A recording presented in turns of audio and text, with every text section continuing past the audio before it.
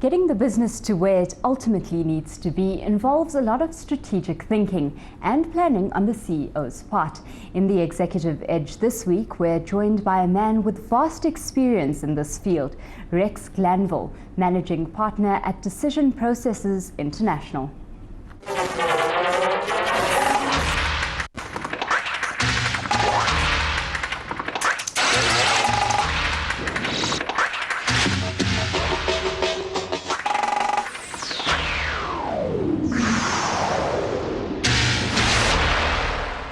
Hello and welcome to the Executive Edge. I'm Stuart Theobald. The job of the CEO these days seems quite far removed from the day-to-day management of an organization, but he has to think to the future, to 5 years hence, and develop a strategy for his company that's going to get them there.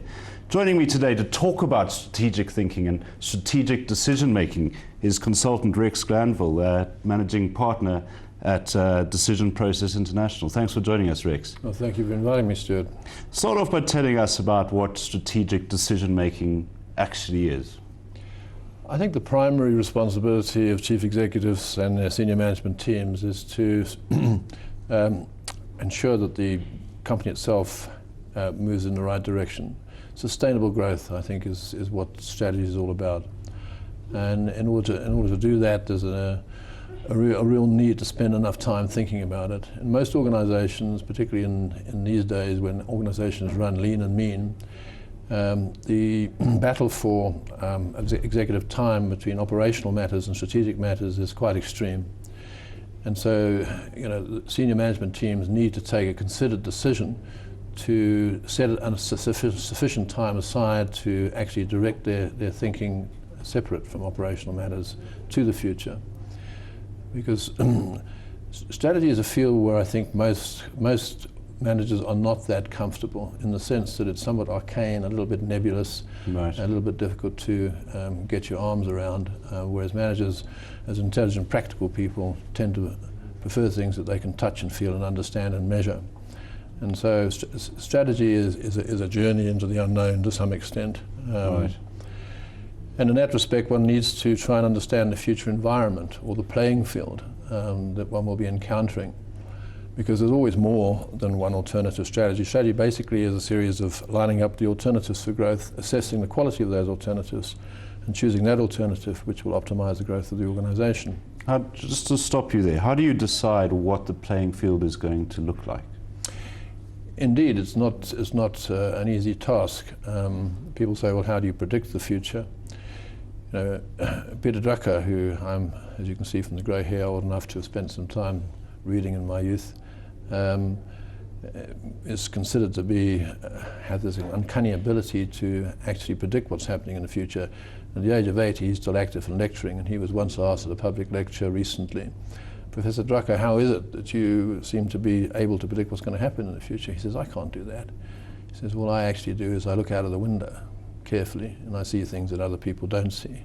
And so in terms of predicting the environment, I think there are structured ways of doing it. One can break it down into different segments: the economic environment, the political environment, what will the customers look like, what will the industry look like, and one can look at that in terms of predictable aspects of the future. Certain aspects of the future are predictable because demographic trends tell you what's going to happen. The train has left the station, the destination is reasonably clear. Right. There are other aspects which require more speculation. Right. I think when apartheid got kicked into touch in '94, or during the 90s, everybody knew the environment was going to change. We all knew it was going to be a different country. We just didn't know what sort of country it would be. So you had the optimists that went out and celebrated in the streets, and the pessimists that filled their cupboards up with baked beans. Right. So the future beyond is difficult to predict, but who would have predicted when the Berlin Wall fell down that there'd be 21 European states within the EU today? So beyond the demographics and beyond predictable, you are in fact speculating to some extent. But the environment's the playing field for strategy. It's not unlike a sporting analogy.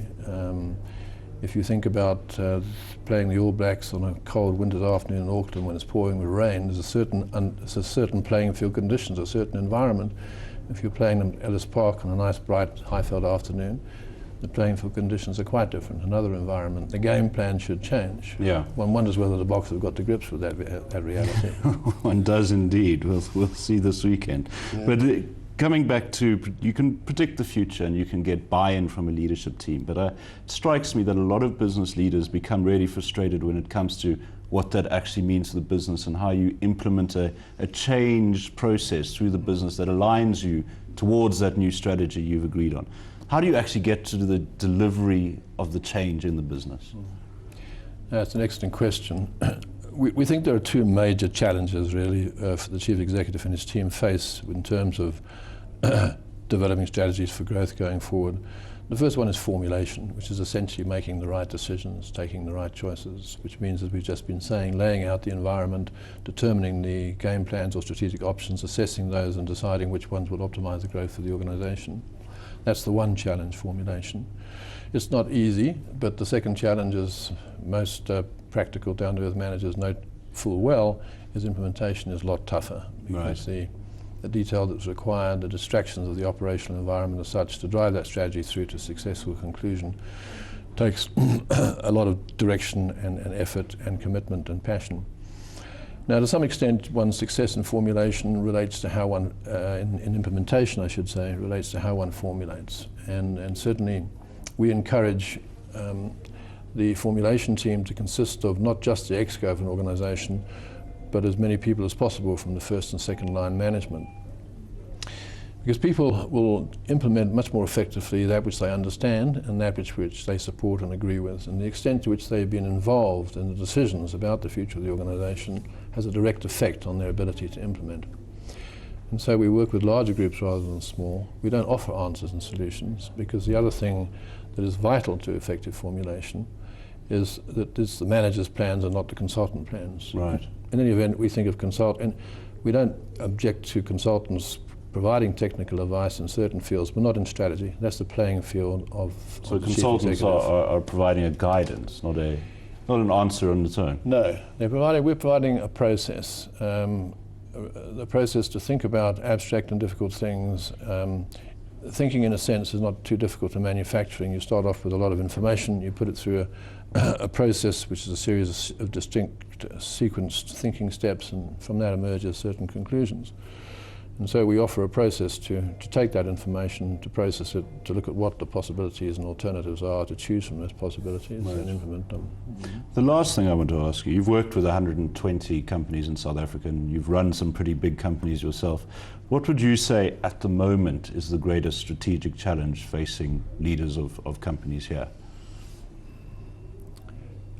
I think you put your finger on it, and that is to actually be effective in cascading the strategy deep down into the organization in the way that it can be understood at the various levels. It might be fairly complicated at the higher levels, but as you move it down, you must try and harness the full power of the people of the organization behind that strategy.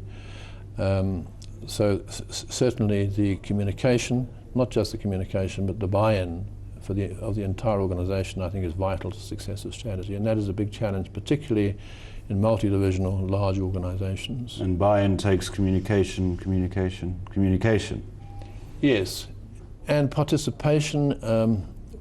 Actually, we think that, if one puts together a lights and music presentation, puts 100 people in a room and gives us a brilliant presentation, you don't necessarily achieve your objective, because they'll enjoy that and they'll be interested in it, and as they leave the room they'll applaud and they'll say good luck with your strategy.